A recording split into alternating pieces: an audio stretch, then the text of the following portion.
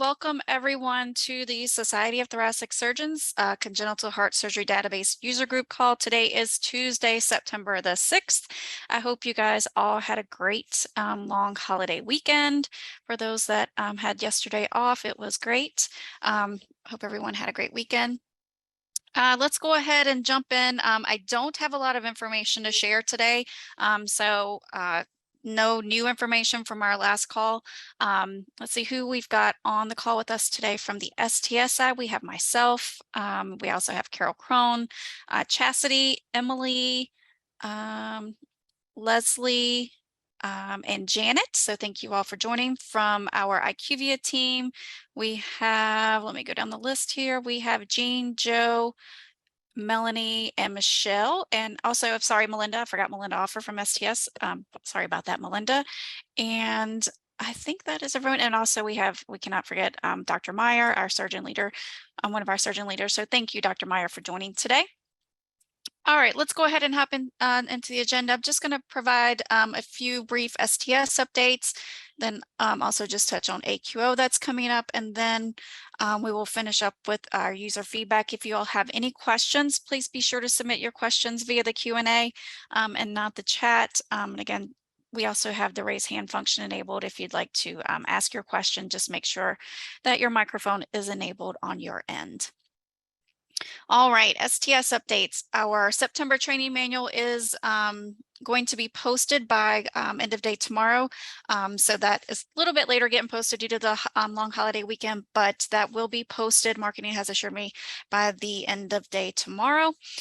So be sure and check the STS website for, for the updated September training manual. As you all aware, the 2022 harvest close date is coming up. It is scheduled for next Friday, September the 16th at 11:59 p.m. Eastern time. So please, please, please, please be sure to get those files in prior to 11:59 p.m. Eastern.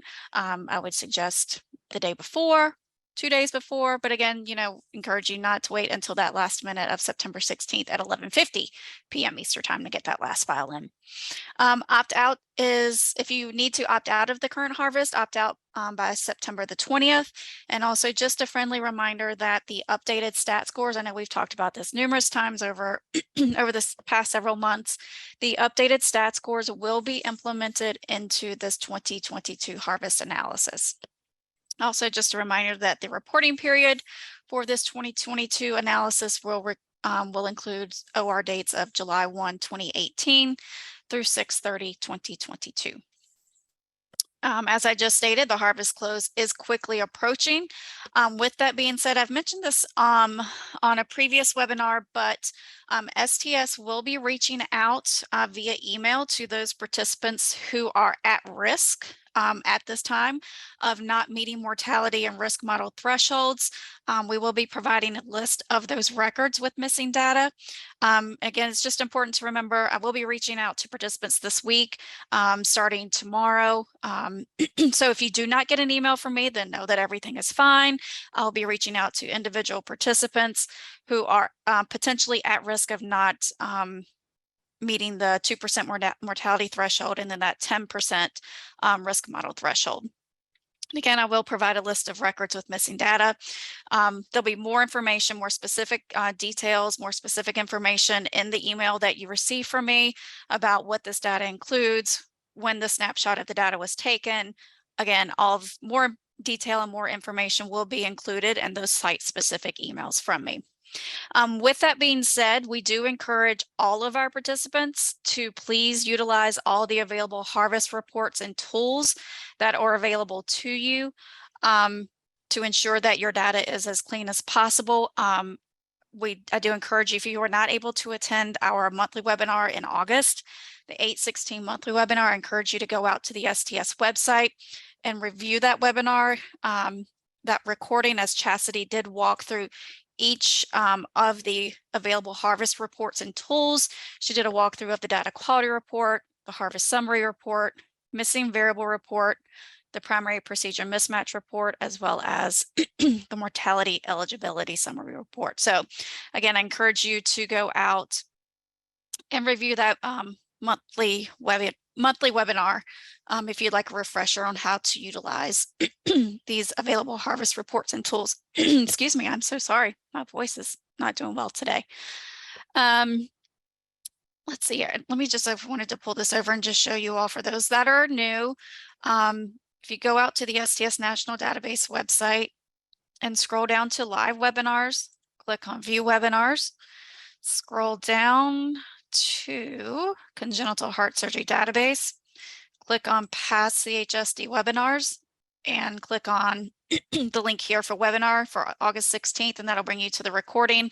And also there's a PDF slide deck available as well. So again, do encourage you to go and review that, that recording for a quick refresher on how to utilize each one of these reports prior to harvest close. Also, just an update, this we had an internal meeting beforehand or a little bit earlier today, and your STS CHSD peers need you.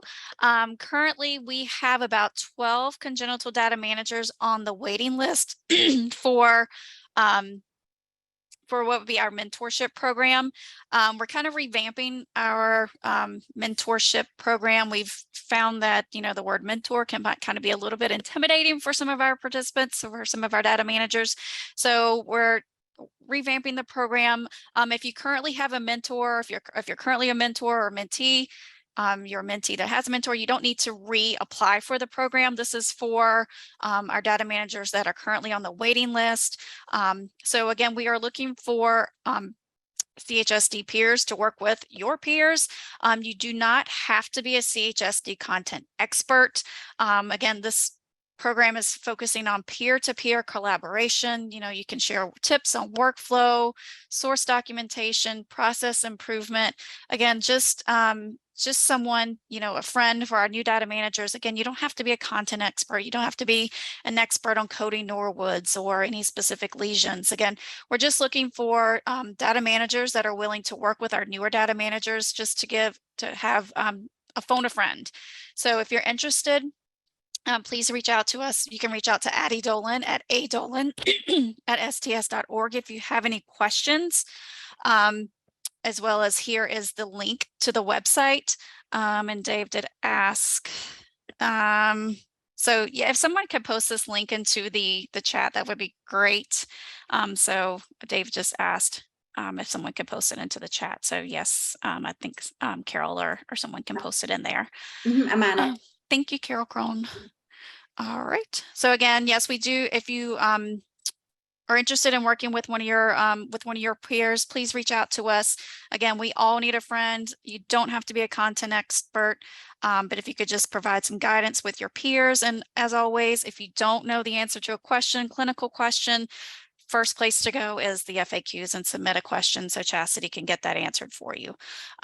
So again, if you have any questions about the program, just reach out to Addie at adolan at sts.org. As you're all aware, AQO is coming up and we are super excited.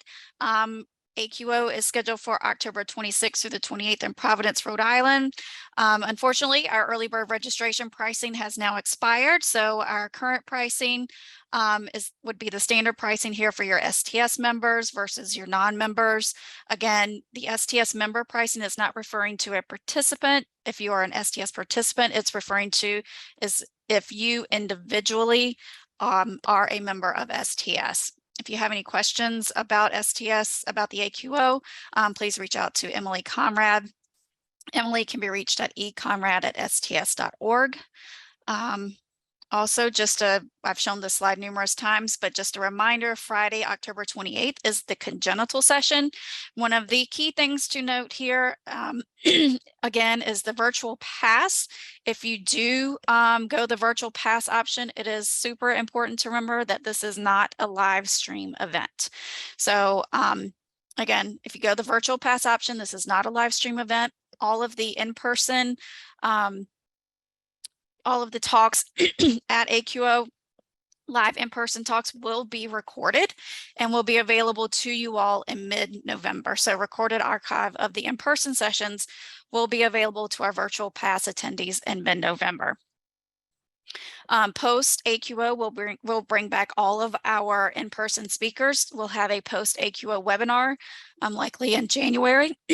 So we'll bring back all of our in-person speakers. So our virtual pass attendees will have the opportunity to ask questions to our in-person speakers at that time.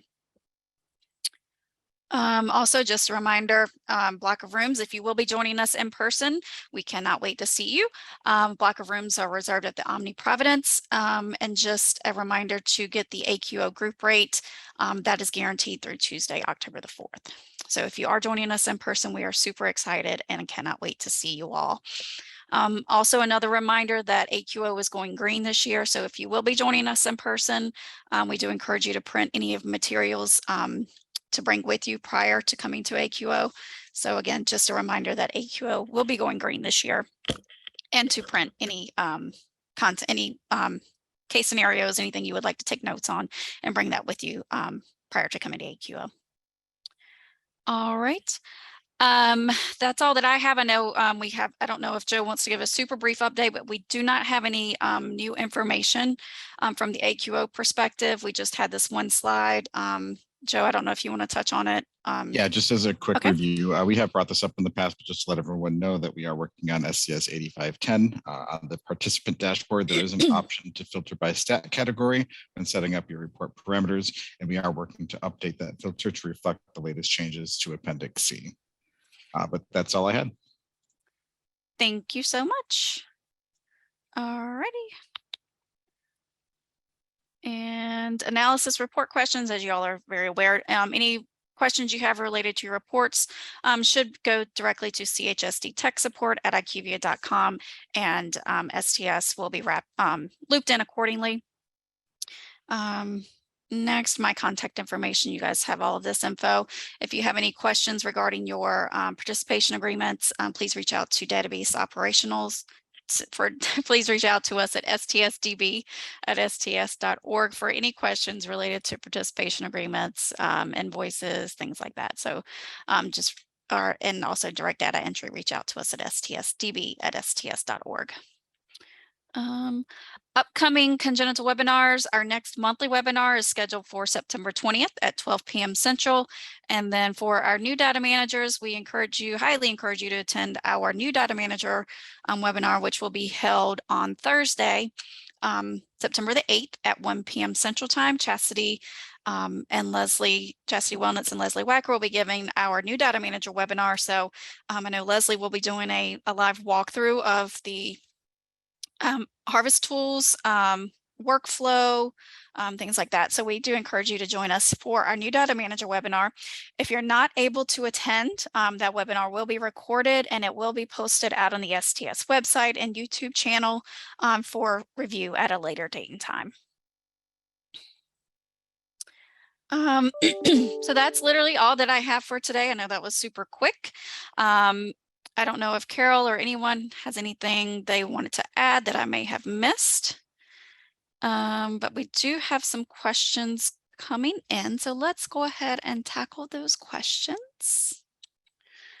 All right. All right, our first question from Dave. If there are no critical errors in my submission, do I still have to check the missing variable in other STS reports? Yes. I don't know, Chastity, if you want to elaborate on that. Yes, I'm happy to. So the critical errors are coming into play when you first upload your file into the Iqvia platform.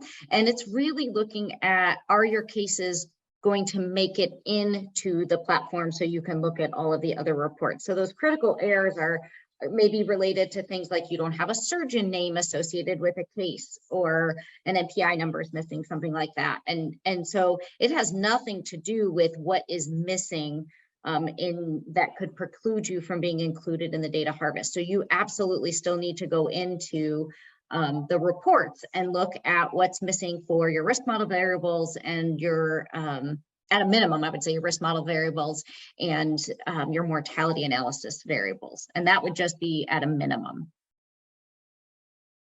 Excellent.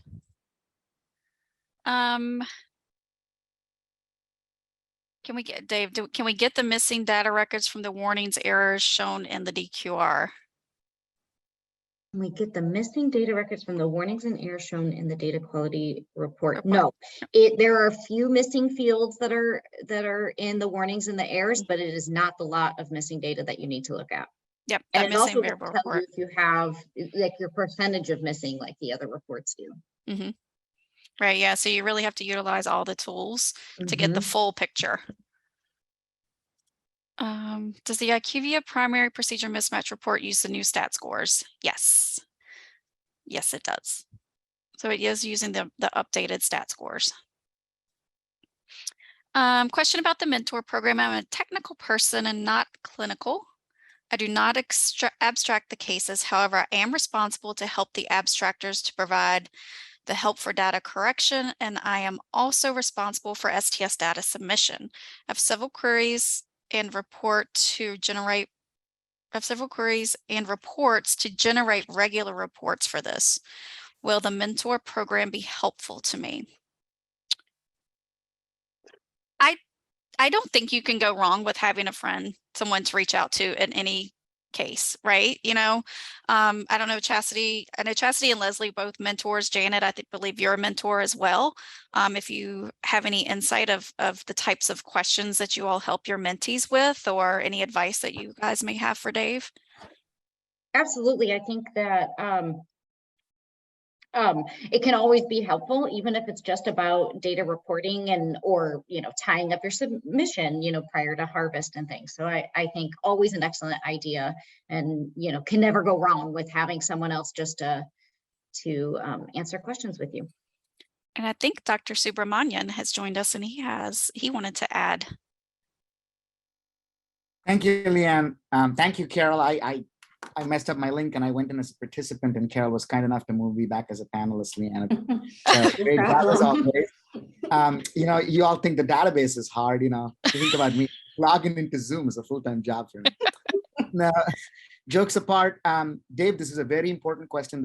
What I wanted to add is that I'm from Children's Hospital Los Angeles, and we have an individual just like you whose job is to oversee all of our databases, but he's the technical person and he does not do data abstraction. So my email is on site. If you want to get a hold of me, I can put you in touch with our person who can help you with the technical aspects. But I really wanted to reiterate what Leanne and Chastity said, which is connecting with a data manager is always helpful, because you'll be amazed at how much technical knowledge they have in terms of the things that can be done with the database. So please do that, and offline you can reach out to me and I'll try and get you in touch with the technical people as well. Thank you, Leanne. Awesome. Thank you, Dr. Subramanian. And also just another, speaking of this, peer-to-peer mentor programming, I know a lot of people are not able to attend AQO in person this year, but that is one, if you have never attended AQO, this is one of the, main focuses of AQO is to meet other data managers and to get those connections and get numbers and get find peers that you can collaborate with. And so, we highly recommend being able, going to AQO, attending AQO in person when you can. We understand that, a lot of people are not able to attend in person this year. But again, if you have not attended AQO, we encourage you to sign up. Even if Dave, if you can't go in person, virtually you're still able to collaborate with peers and meet new people, meet data managers and connect. So we definitely encourage you all of our data managers to attend AQO. Let's see. Krista, Dave, Krista Connolly put into the Q&A her contact information. She also generates a lot of queries reports for our clinical team's data entry, so you can connect with her directly. I'll leave that her question up, or her comment up there, so you can get her email. Nancy at Nemers, when will missing anesthesia data become disallowed?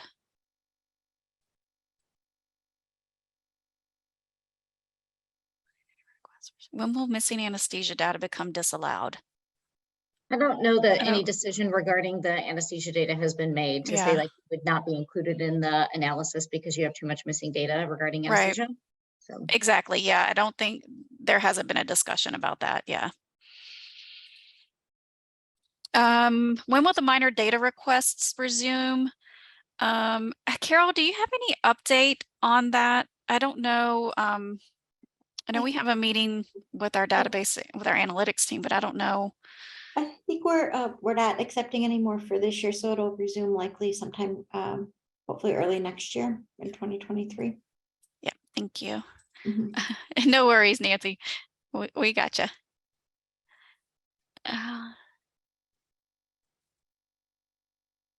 Yes, and Dr. Meyer, I think you had made a comment, and I think that's something important. If you wanted to speak on that, you had made a comment in the chat box, but if you wanted to speak on that and put that out there for the data managers, I think that would be great. Yeah, I will volunteer myself and Dr. Subramanian to be accessible and responsive to questions from your surgeons, so that, you know, if you have a disagreement in particular with your surgeon, you know, have them call us or have them email us. So I think, you know, we don't want you to be out there on the point by yourselves. And I think if there are technical questions, gee, this sounds more like double outlet right ventricle AV canal than single ventricle heterotaxy, you know, and you're going back and forth about that sort of thing, you know, we volunteer to be available to your surgeons. Thank you, Dr. Meyer, Dr. Subramanian. You guys are amazing. We really appreciate all the time that you volunteer and put into the database. So thank you very much. And I think Dawn is referring to Nicole's question. And I think Joe may have answered that on the back end. So I apologize. So Beth, if the database discharge date is blank because the particular patient has not met the measure definition, will this impact our percent missing threshold, or will those cases just not be analyzed and counted in our volume? The remainder of the mortality fields are complete, patient alive at 30 days. I'm happy to take this, Leanne. So obviously in your Iqvia reports, it will list these patients as missing, because what Iqvia is doing is saying, here's all the data that you have submitted to us. Here are all the cases we have to look at. And here's simply what's missing. They don't know someone's in long-term care and don't have a completed database discharge date yet because they have not met the criteria for database discharge. So all Iqvia is simply reporting, this is missing. You as a data manager and as a program have to know the reason why something is missing versus some, you know, maybe a 30-day mortality status that you need to start, you know, tracking down a patient or calling other cardiologists or things that might have location of this patient or might know if this patient is indeed alive or dead. So all of that kind of logic applied, and, you know, patient still in house or patient doesn't have a date of database discharge is done upon analysis over at DCRI. Iqvia's report is simply saying, hey, this is missing. I'm just warning you. Please look into the reason why this is missing. So I know many of you are sending questions to the FAQ portal, and you will get answers absolutely regarding this specifically. But just so you know, those will not count against you. Obviously, in the Iqvia reports, it is saying, hey, these are missing. But when it gets sent to DCRI for analysis, those will get filtered out. They then are also not included in your denominators as well, because they can't be. You can't be included in the mortality analysis or length of stay or anything like that when you don't have a date of database discharge or hospital discharge. So it makes sense that those can't be analyzed right now either. When you get the email, if you are one of the programs that's receiving an email notification from Leanne, I believe in the next 24 hours, Leanne? Yeah, 24, 48. Okay, sometime this week, if you get that notification from Leanne, Leanne's report is using the reports available within the Iqvia platform. So again, none of the logic is applied. Leanne is not aware if your patient is in long-term care or another acute care hospital and isn't aware you know, of that status. She's not applying any logic to this. She is simply saying, hey, based on the data on hand within the Iqvia portal, these fields are missing. And so my advice to you would be to go through the cases that Leanne sends to you and put them into a spreadsheet and write next to it, database discharge blank because the Mhm. patient's in long-term care or in another acute care hospital versus a 30-day mortality status that's missing because the patient's still in house versus a mortality status that's missing because you have no idea where that patient is and you're still chasing them down. And so make yourself a spreadsheet so you really know, who is missing and who is going to count against you. Right, excellent. And I just put out the analysis overview as well. I know, this table is included. I don't know, Chassie, we had talked about redoing this table because it gets a Yes. little confusing, but this information about missing date of database discharge is included in the current analysis overview. So that'll help you explain why, it'll help you figure out if that record, even if it's missing a database discharge variable, it'll help you figure out if that patient, if that record will be included or counted as missing in the mortality threshold analysis. So in other words, if looking at your date of database discharge, if it's unknown or missing, so if you check the box unknown or you've left it blank, which would be missing, and you left your database discharge date blank, in other words, missing, it doesn't count in the population in any of the tables, so it won't be included in your denominators. And will it count as missing against you? No. So the only way if you have a missing mortality status at database discharge will count against you, if you go up to kind of those two middle rows where it says count as missing, yes, you have a date completed under database discharge date. So where it says data, that's saying you completed a database discharge date. However, you have left either the status at database discharge is unknown, blank, or blank, missing. And so if you have a date filled in, but you don't have the mortality status completed, then it counts against you. Otherwise, if you've left your mortality status at database discharge blank and you don't have a date filled in, it will not count against you as missing. Perfect explanation. Thank you, Chastity. You're so welcome. And to look further down, Becky has submitted a question. Can the 30-day mortality question be answered if the patient doesn't have a database discharge date? Yes, if you know where that patient is at 30 days and what their status is at 30 days. So in the cases where I've had patients transfer to, say, a rehab facility or a long-term care facility, they all didn't, not a one of them transferred prior to 30 days. But even if they had, I can call that facility and say, how is patient Smith doing, in your facility, or ask, maybe another clinician to call that facility, because we're keeping tabs on them, of course, just programmatically. If we've done an operation on somebody, we know that they're still in long-term care and keeping track of that. So at 30 days, you can fill out your 30-day status. That's a very distinct and different question than your database discharge date and database discharge status. Awesome. Thank you, Chastity. Our next question, I'm just going to work from the bottom. It would be helpful to verify benchmark lesion data before final data submission. Is there any way we can have a report in Iqvia to double check this before submission? We haven't gotten this request before. I assume you're asking for some type of filter, Autumn, to filter out benchmark procedures. Yes. That's something that we can, Melanie, if that we could add to our elaboration calls, or if Autumn, if you have not submitted this to tech support as an enhancement request, if you could do that, that way it's logged within Iqvia, and then Melanie can, and then they can just, we meet weekly with Iqvia to discuss enhancement requests for the platform. So if you haven't already submitted this to tech support as a enhancement request, if you could do that, that would be great. And then that would be added to our list for our next elaboration call. Guys, can you filter in the non-analyzed data? Because you can filter in there for some of those procedures in the non-analyzed report. So would you be able to see which patients are included that way? Or does that only run on procedure? I'm sorry, this is Janet. Oh, no, you're fine. Melanie, Joe? I don't know if they may have had to step away. No, I was double muted. Okay. Sorry. In the non-analyzed dashboard, the benchmark procedures, I believe, are what's listed.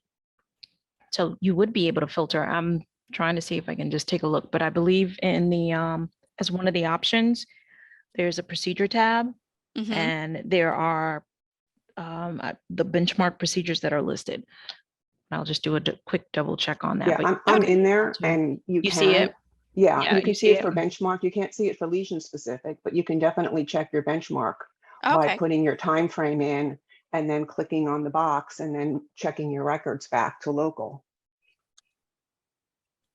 You Awesome. would also have to make sure that you have correctly used the primary procedure mismatch report.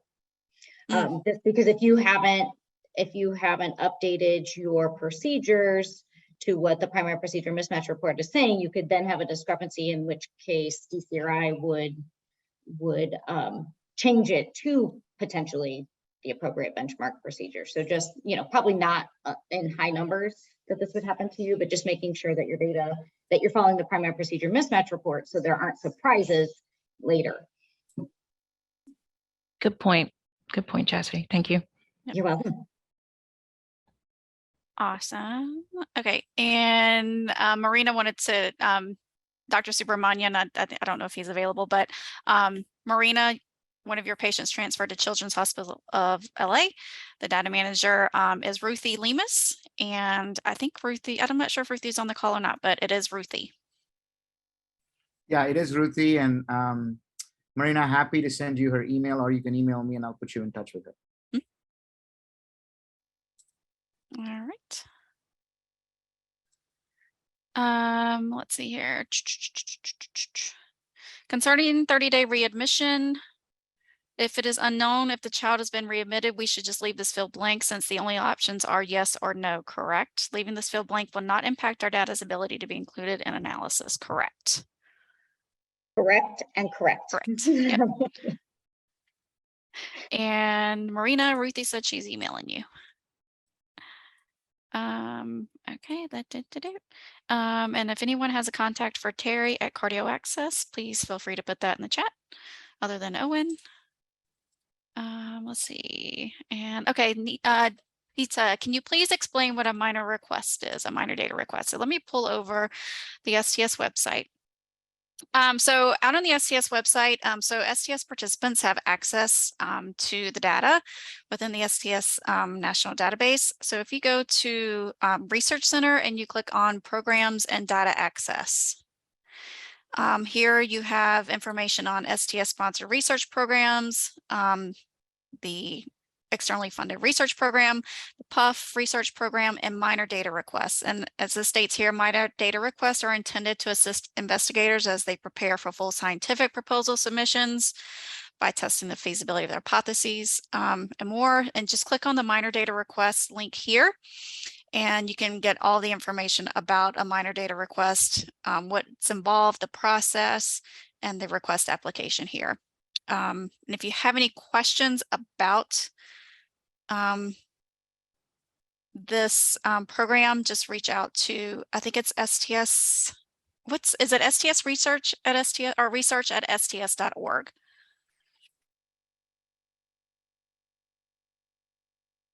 Let's see here.